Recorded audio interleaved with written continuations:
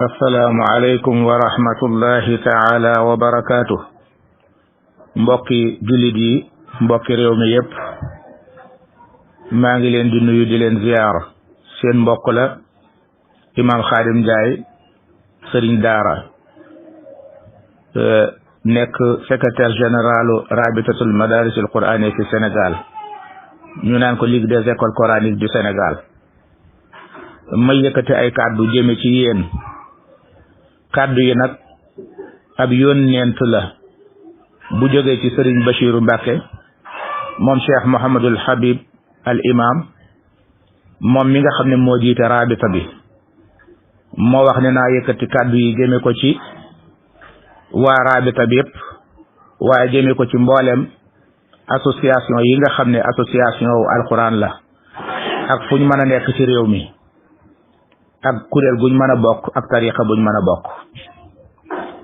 ginnaaw boo xamee ne Cheikh Mouhamadunil Muntaqa xafidahullahu wa raa dafa woo Cheikh Ahmad Badawi bu Cheikh Mouhamad Fadal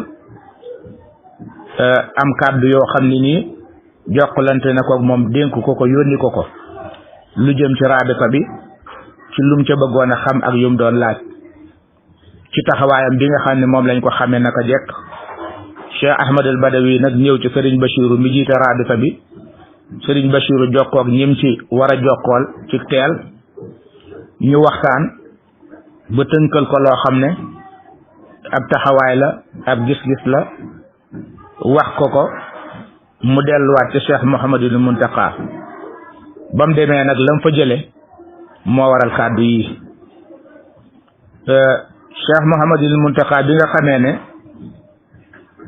jottali nañ ko tomb yi nga xam ne moom la doon laaj wala lim bëggoon a xam, ñu tënk ko leeral ko ci anam googee ñu ko joxe, mu taxaw ci taxawaay boo xam ne kàddu yam wax moo di bis ni ki tey rabita bi ak mboolem kuréel yi nga xam ne kuréeli alquran lañ, buñ ko xool mukk bëtub xalif général, waaye nañ ko xool bëtub benn membre boo xam ne dafa amu carte bokk ci biir mbooloo yooyu, ndax alquran kat mooy léppam, mooy léppi l'islam, mooy léppi jullit ñi, waaye rawatina Cheikh Ahmadul Xadim alquran mooy léppam. kon nag bis ni ki tey ne nañ xam ne taxaw na ngir taxawu mboolem daare alquran yi ak mboolem association alquran yi. loolu nag ci téléphone ak ci ay jokkoo kilifa yi nga xam ne ñoo jiite mboolooy alquran yi, ci ndigal lu ma Cheikh Mouhamadul Bachir wax, noo ngi ci jokkoo ak ñëpp ngir bëgg ñëpp xame ko noonu. sëriñ bi it ku mat a dolli njukkal la, ku mat a sant la, ku mat a ñaanal la, ndax daa mas a taxaw fu mu toll ci wetu rabita bi, ci wetu daaray alquran yëpp, waaye tey nag da cee rawat, ndax sunu gis-gis bu demee ba di ko soxla te manoon lu muy wax rek mu waxal ko boppam, jël ay sañ-sañam, te bu ko jëlee dañuy sukk ànd koog moom, waaye mu dinu woo di laaj lan ngeen soxla ak fu ngeen toll, bañ wax ko ci suñu bopp loo xam ne xamu ko ca woon. loola jàjji mboolem daara yi, mboolem ñëpp ci kàddoom yi nga xam ne teg na ko ci, mooy bis ni ki tey kenn la ci nun, waaye nun itam nag kenn lañ ko jàppe ci nun. bu jàppee boppam kenn ci nun itam nun kenn lañ ko jàppe ci nun. kon nag mbokk yi, lii mooy kàddu yi. waa daara ji bëggati nañ, waa lislaam bi bëggati nañ, kon nag nañ gën a laxasaayu.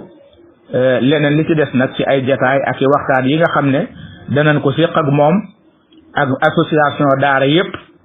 amul tariqa buñ mën a bokk, amul kuréel guñ mën a bokk, li feeg association yooyu ci alquran lay yëngu rek, ñooñe ñëpp la sëriñ bi di waxal, tàllal na leen loxo, nekk kenn ci ñoom waaye nekk kenn ci nun.